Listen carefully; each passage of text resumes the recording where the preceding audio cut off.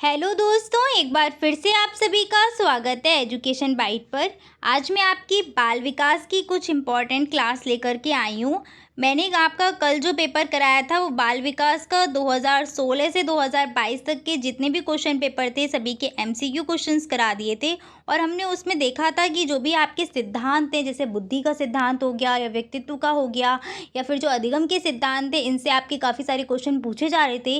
सीधी सी बात है, जब आपके एमसीक्यू में क्वेश्चंस आ रहे हैं तो आपको अति लघु उत्तरीय में वैसे ही मिलने वाले हैं, वो लघु उत्तरीय में भी आपके आएंगे। इसीलिए जो आपके अति लघु और एमसीक्यू क्वेश्चंस रहेंगे उनके लिए आपको आसानी हो जाए, मैं आपके लिए आज जो क्लास लेकर के आई हूँ इसमें बाल विकास में आपके बुद्धि, व्यक्तित्व विकास और अधिगम से जुड़े हुए जितने भी सिद्धांत हैं उन सारे सिद्धांतों को मैं कवर कराने जा रही हूँ। चलिए शुरू करते हैं आपकी क्लास। सबसे पहला जो आपका रहेगा वो बुद्धि का सिद्धांत है। इधर मैंने सिद्धांत लिखे हुए और इधर आपके लिखे हुए प्रतिपादक। सबसे पहला जो सिद्धांत है वो है बुद्धि का एक कारक या एक तत्व सिद्धांत। ये दिया गया है अल्फ्रेड बिने, स्टर्न और टर्मैन के द्वारा। सबसे ज़्यादा आपको आंसर देखने को मिलेगा बिने, ऑप्शन में बिने ज़्यादा मिलते हैं। अगला है आपका बुद्धि का द्विकारक सिद्धांत। ये दिया है स्पीयरमैन ने और इसको याद रखना द्विकारक या फिर द्वितत्व सिद्धांत के नाम से भी पूछा जाता है। नेक्स्ट है त्रिकारक सिद्धांत। इसका अन्य नाम है त्रितत्व सिद्धांत और ये भी किसके द्वारा दिया गया है? स्पीयरमैन के द्वारा। अगला है आपका बहुकारक सिद्धांत।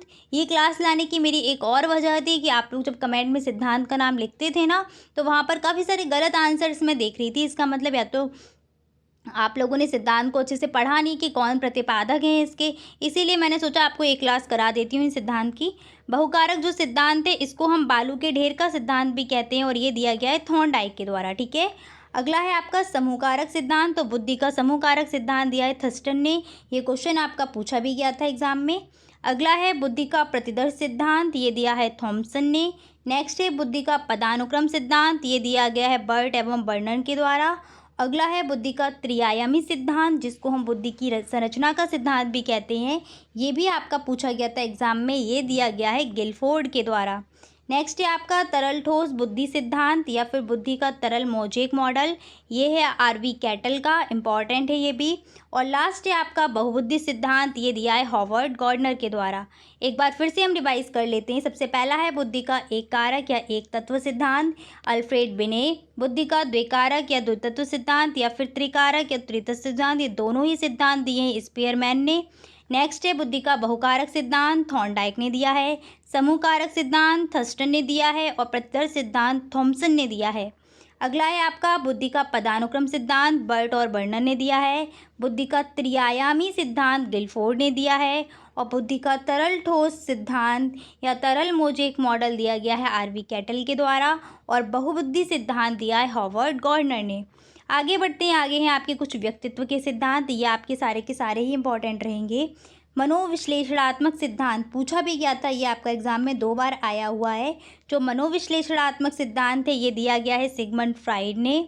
नेक्स्ट है शरीर रचना सिद्धांत, ये शेल्डन का है। 16 पीएफ टेस्ट, ये भी आपसे पूछा गया था एग्जाम में। 16 पीएफ टेस्ट दिया है आरबी कैटल ने। अच्छा, ऑलपोर्ट भी वहाँ ऑप्शन था, बच्चे ऑलपोर्ट भी आंसर दे रहे थे, तो याद रखना शील गुण सिद्धांत ऑलपोर्ट का है और बाद में इसमें 16 जो शील गुण थे वो ऐड किए थे कैटल ने, तो 16 पीएफ टेस्ट कैटल का हो जाएगा। और अगर आपको ऑप्शन मिलता है ऑलपोर्ट तो आपको कैटल चूज़ करना है, ऑलपोर्ट चूज़ नहीं करना है। शील गुण सिद्धांत आए तब आप ऑलपोर्ट को लगाइएगा, ठीक है। आगे बढ़ते हैं, अगला क्या है आपका अस्तित्ववादी सिद्धांत। तो ये दिया गया है कॉल रोजर्स के द्वारा। मांग आवश्यकता का सिद्धांत ये दिया है अब्राहम मैस्लो ने, इम्पॉर्टेंट है ये भी। आपके में डिटेल नहीं है इन सारे सिद्धांत की बहुत ज़्यादा, तो इनमें ज़्यादा ध्यान नहीं देना, बस प्रतिपादक पूछ लेते हैं वो। मनोविश्लेषणात्मक सिद्धांत सिगमंड फ्रायड, शरीर रचना सिद्धांत Sheldon, 16 PF test RB Cattell और नेक्स्ट है आपका अस्तित्ववादी सिद्धांत कॉल रोजर्स और मांग आवश्यकता का सिद्धांत अब्राहम मैस्लो। आगे बढ़ते हैं, अब है आपके विकास के कुछ इंपॉर्टेंट सिद्धांत। पहला है मनोलैंगिक विकास का सिद्धांत, ये दिया है सिगमंड फ्राइड ने। संज्ञानात्मक विकास का सिद्धांत ये दिया गया है जीन पियाजे के द्वारा और ये आपके सेमेस्टर के लिए बहुत इंपॉर्टेंट सिद्धांत है, संज्ञानात्मक विकास का सिद्धांत। अगला है मनोसामाजिक विकास का सिद्धांत, एरिक्सन का है। ये तो आपके सेमेस्टर में इतना डिटेल में नहीं है, बस प्रतिपादक का नाम याद रखिएगा।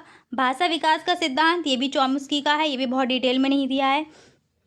नेक्स्ट है नैतिक विकास का सिद्धांत, ये भी ये कोहल वर्ग का है। तो बस इनके प्रतिपादक के नाम याद रखो, काम आपका हो जाएगा। अब आते हैं जीन पियाजे के सिद्धांत पर। तो जीन पियाजे का जो संज्ञानात्मक विकास का सिद्धांत है बहुत इंपॉर्टेंट है, और आप लोगों ने जो 2016 से 22 तक के जो प्रश्न पत्र की मैंने सीरीज़ कराई थी वो देखी भी होगी। ये क्वेश्चन आपका हर बार एग्जाम में पूछा गया है। तो संज्ञानात्मक विकास की कितनी अवस्थाएं होती हैं? 4 अवस्थाएं होती हैं। और पहली अवस्था है इंद्रियगामक अवस्था या संवेदीगामक अवस्था, जिसकी आयु होती है 0 से 2 वर्ष।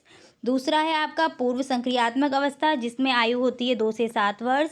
तीसरी है आपकी मूर्त संक्रियात्मक अवस्था, जिसमें आयु होती है 7 से 11 वर्ष। और चौथी है आपकी अमूर्त संक्रियात्मक अवस्था, जिसमें आयु होती है 11 वर्ष से अधिक। कौन कौन सी 4 अवस्थाएं हैं? सबसे पहली है इंद्रियगामक या संवेदीगामक अवस्था, दूसरी है पूर्व संक्रियात्मक, तीसरी है मूर्त संक्रियात्मक, चौथी है अमूर्त संक्रियात्मक। इंद्रियगामक की अवस्था 0 से 2 वर्ष, पूर्व संक्रियात्मक की 2 से 7 वर्ष, मूर्त की 7 से 11 और अमूर्त की 11 वर्ष से अधिक। आगे बढ़ते हैं। आगे हैं आपके थॉर्नडाइक के सीखने के नियम। तो थॉर्नडाइक के सीखने के नियम आपके सेमेस्टर के लिए बहुत इंपॉर्टेंट है। इन्होंने जो नियम दिए थे वो 2 पार्ट में डिवाइड किए हैं। सबसे पहले हैं आपके मुख्य नियम और फिर दिए थे गौड़ नियम। ठीक है, तो मुख्य नियम जो दिए हैं वो 3 मुख्य नियम हैं। पहला नियम है तत्परता का नियम, दूसरा अभ्यास का नियम और तीसरा प्रभाव का नियम। क्लियर नहीं दिख रहा होगा, ऐसा हो सकता है, मैं बोल रही हूँ, मेरी आवाज़ पे जाइएगा। थॉर्नडाइक ने सीखने के मुख्य 3 नियम दिए हैं। पहला तत्परता, दूसरा अभ्यास और तीसरा प्रभाव का नियम। बहुत इंपॉर्टेंट है, और तत्परता का नियम आपसे 2-3 बार पूछा भी गया है पेपर में, तो इसको याद रखना, इन तीनों मुख्य नियमों को। अब आते हैं थॉर्नडाइक के गौड़ नियम पर। तो ये 5 नियम थॉर्नडाइक ने दिए थे गौड़ नियम। पहला है बहु अनुक्रिया का नियम, दूसरा मनोवृत्ति का नियम, तीसरा आंशिक क्रिया का नियम, चौथा सादृश्यता, समानता या अनुरूपता का नियम, और पांचवा है सहचर्य परिवर्तन का नियम। यहाँ से आपके क्वेश्चन अभी तक तो एग्जाम में मुझे देखने को नहीं मिले।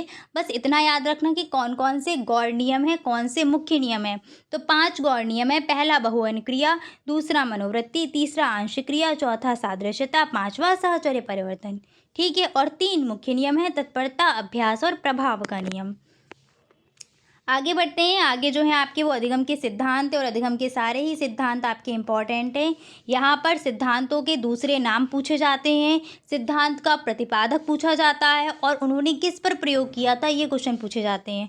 तो इधर सारे सिद्धांत के नाम लिखे हैं और इधर प्रतिपादकों के नाम लिखे हैं। ठीक है, अब एक एक सिद्धांत कई कई नामों से जाना जाता है, तो वो सारे नाम मैंने एक साथ ही ऐड कर दिए हैं। सबसे पहला है आपका प्रयास व त्रुटि का सिद्धांत। ये तो इस नाम से पूछा जाता है, याद रखिएगा। दूसरा ये पूछा जाता है उद्दीपक अनुक्रिया के नाम से। और तीसरा इसका जो इम्पोर्टेंट नाम है वो क्या है? SR theory. ठीक है, तो प्रयास व त्रुटि का सिद्धांत, दूसरा नाम है उद्दीपक अनुक्रिया का सिद्धांत, फिर अगला नाम है इसका SR थ्योरी, नेक्स्ट नाम है संबंधवाद सिद्धांत, अगला नाम है आवृत्ति का सिद्धांत, और नेक्स्ट है चयन का सिद्धांत। ये दिया है आपका थॉर्नडाइक ने। थॉर्नडाइक थे अमेरिका के, और इनका जो प्रयोग है, इन्होंने प्रयोग किया था बिल्ली के ऊपर। ठीक है, SR थ्योरी याद रखना इम्पॉर्टेंट है। आगे बढ़ते हैं। अगला है आपका जो सिद्धांत वो है क्लासिकल अनुबंधन का सिद्धांत। इसका दूसरा नाम है शास्त्रीय अनुकूलन सिद्धांत। दूसरा फिर और तीसरा नाम कह सकते हैं, तीसरा नाम है प्राचीन अनुबंधन का सिद्धांत।